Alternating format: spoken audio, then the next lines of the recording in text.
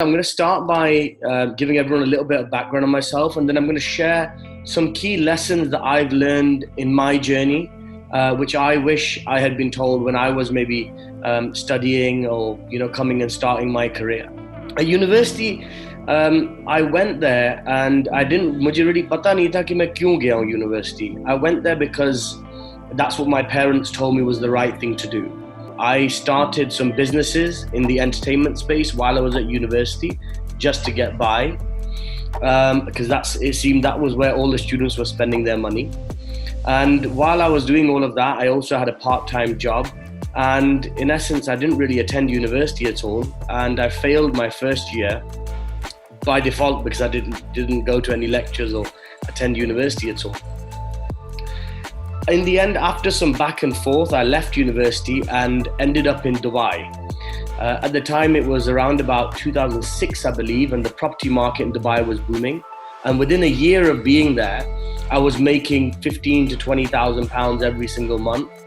And that wage is like, 4 times higher than what probably my highest paid university lecturer was making, or what even the graduates from the world's top universities would make after 5 years, if they were lucky. So I thought, wow, I'm so talented. Life's easy. Why is everyone talking about how life is so hard and how making money is hard? Damn, this journey is so easy. I'm just amazing. And then the Dubai property market crashed. And that's kind of when reality started to hit, and I realized it wasn't as easy as I thought it was. But I made my next move straight away, and I packed my bags and I moved over to Spain. With somebody I'd met while I was in Dubai. They were doing some distressed real estate in Spain. And I literally packed my bags and I moved there. And then in 2009, that wasn't going too well in Spain either. And I ended up back in Karachi at my parents' home. I was working on some big deals, but they were all like pretty far-fetched and probably wouldn't have worked out. Well, ultimately they didn't work out. And a few months of being in Karachi, my dad called me one day to his room and he handed me an airplane ticket. I was about 24, 25 years old then. And he handed me an airplane ticket to London, and he explained that, look, this is a one-way ticket to London. And he gave me £500 in cash with that. And he said, you're leaving tomorrow and don't come back. Forget you have a home, forget you have a family. You're not welcome in this house until you're standing on your own 2 feet. However, from there, within 12 months, I got myself back on my feet and I launched a business. Within 2 years from that, I'd taken that business to a multi-million pound turnover. And since then, I've gone on to be involved with 8 separate businesses, of one of which I've successfully exited. 5 I'm currently running, and 2 I've invested in. However, I'm not involved in the day-to-day management. The businesses are at the forefront of the real estate investment and development sector in the UK, Dubai, and more recently now in Pakistan, and also within the technology startup sectors. I'm also launching my own e-learning platform soon, my own startup called Mentoric, which is going to connect people virtually with leading mentors and experts all over the world, helping aspiring individuals learn from industry leaders from across the world. As a group, the companies together employ more than 500 people now. We've overseen transactions in excess of $750 million in the UK and Dubai. As you mentioned earlier, we have offices in New York, London, Dubai, Karachi, and Islamabad. And in 2017, I ventured back into Pakistan, and I'm currently in the process of launching a development over there by the name of Islamabad Hills, which will be a $1.5 billion real estate development in the capital. The first phase of the project is launching this year. It's 700 apartments, 150,000 square foot outdoor shopping mall, and villas as well, with a gross development value of $250 million. I've actually probably not spoken about myself this much in a very, very long time, but I wanted to give you a picture of it because the lessons which I'm going to teach you after this will relate to that journey. So all of that, and I'm currently 35 years old. Started off broke. After that, went broke again 3 times, almost went bankrupt twice, and I don't have any formal education. Now, I'm not condoning dropping out of university and saying it's a good thing to do. That's not necessarily true. University is a great tool which can make your journey a whole lot easier. And with or without higher education, these traits I'm going to share with you are what determines the high achievers in the world from everyone else. I've broken them down into 8 very simple points, which if anybody develops within themselves, they'll be able to see great success in their life, whether it's in entrepreneurship or any other career. So the first quality or trait you need to be successful is drive. You need to have a burning desire to break the status quo in life. The status quo meaning what is average, what is normal for you, for your friends, for your family. If you want to break that status quo, you need to have a burning desire to do it. That is the most critical ingredient. Because to be successful, to achieve the extraordinary, you can't just do what everyone does. You've got to do things differently. You have to live different. Your core focus in life has to be your goals. You have to be ready to sacrifice. Sacrifice your peace of mind. Sacrifice time with family and friends.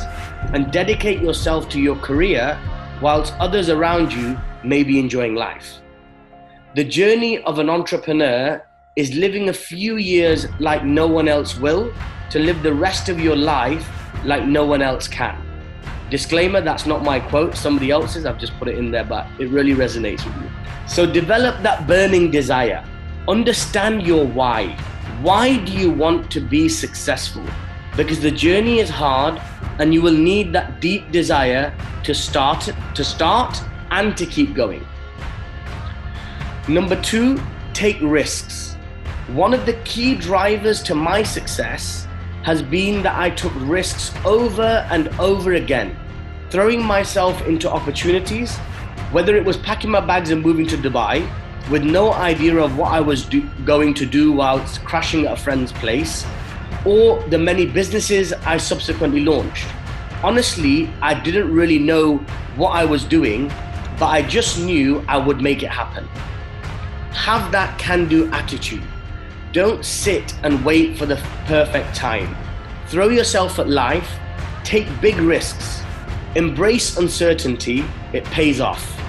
You will never lose. In the worst case possible, you'll gain a whole load of experience. Number 3, perseverance. The success journey is not like a drive up a linear, straight, steep road, but ultimately, there is no force stronger in the world than that of a woman or man determined to rise. You have to keep going. I started my career and got off to a flying start in the Dubai property market. As I told you, it crashed, it all came tumbling down, and ultimately I ended up back at my parents' house broke. I then built up a business which was doing a multi-million pound turnover. I was back from zero and doing well, only to be cheated out of everything and ended up not back to zero, but in debt of hundreds of thousands of pounds. I could tell you stories for hours from now on just of how many times I've failed. But that failure and the lessons you learn is what makes you successful. And in the end, you may lose some battles, but if you don't quit, you will win the war.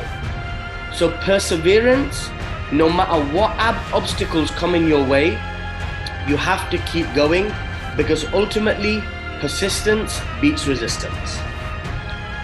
Number 4, failure. This is kind of an extension of the last point. Embrace failure and even celebrate it. Failure is part of the success journey. Think of entrepreneurship as a baby learning to walk.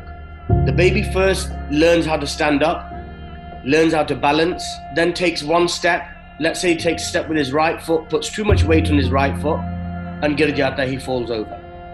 Now, the next time he knows, when the baby stands up again, he knows, okay, I don't put too much weight on my right foot, I'll put more weight on my left foot, and then I'll be able to balance and take another step. Ultimately, that process for the baby of failing, learning, and growing is what enables the baby to walk. But if the baby took his first step and fell over and never tried again, then the whole world would be crawling today. So, you have to keep going no matter what happens. The only way to succeed is by trying, getting it wrong, learning from your mistakes, and becoming that 1% better every single time. And ultimately, 100 failures will make you 100% better. So fail often, fail big, fail gloriously, keep on failing, and when you stop failing, remember, that's not good, that's bad. That means you stop growing. You need to be failing every single day. Number 5, take accountability. The first step to having a winner's mindset in life and truly empowering yourself to succeed is by taking full accountability of your life. What that means is you have to understand and accept that whatever happens in your life, only you are responsible. Not your mother, not your father, not your teacher, not your friend, because you cannot control what anyone else does. All you can control in this world is yourself. Complaining about what others have done to you is a loser's mindset. A winner's mindset is what could I have done differently to achieve a different outcome in that situation. Remember, every action has a reaction, and what you can do is change your actions to start getting the reactions you want. And the day you take full accountability and responsibility of your life, you will be the boss and be well on your way to smashing your goals. Number 6, your network. Be aware of who you surround yourself with. You need to surround yourself with people who challenge you, whose presence makes you feel uncomfortable because they seem to be doing more than you. Who are those people who are more intelligent than you? Those people who maybe even piss you off a little bit because they're always talking about the next thing they want to do or the next achievement they want to make. And you're like, ye bahut show marta hai, ye bahut show marti hai. That kind of person, right? Surround yourself with them. They may make you feel uncomfortable, but they are the people who will elevate you. They'll make you level up. They'll make you want to do more, make you want to be better. Surround yourself with those people. Because remember, growth in life comes when you're uncomfortable. Number 7, curiosity and flexibility. Be a student of life and a student for life. The day you think you know it all is the day your growth dies. Be curious, always be reading, researching and learning, no matter what stage of your career you're at. The world is rapidly evolving, and in this age of information, we have access to so much information at our fingertips that we can learn directly from people, from the internet, all over the world. There's so much opportunity to learn. Embrace that learning. You can learn great lessons of life from everyone you meet. Somebody you may meet on the street, they've got something that you can learn from them. You've just got to have that learning mindset, that open mindset where you're looking to learn and take in that knowledge. You just have to keep that mindset open, keep that learning attitude, be flexible, don't get stuck in your ways. Never think I know it all. Never ever get in that mindset that you're the master of something or everything. You're not. You're a student, always be a student, and always be willing to listen to other people, no matter who they are. Listen to them. Whatever your opinion is, let their opinion soak in and then make your own decision, and be open to change within reason. Number 8 is dream big. I wasted a lot of the early part of my career working on mediocre things, doing small things, because I thought, for example, if I can afford something which is worth £100 or 10,000 rupees, then I thought the whole world can only afford that. But that's not true. People have a lot more money than what I had or I have. So dream big. If you're gonna aim for something, aim for the stars. Set big goals, achieve big things. It takes the same effort to work on a small idea as it does to work on a big idea.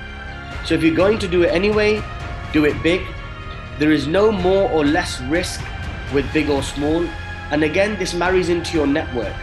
When you surround yourself with people who are achievers, who are dreaming big and doing big things, they will force you to level up and think big and bolder.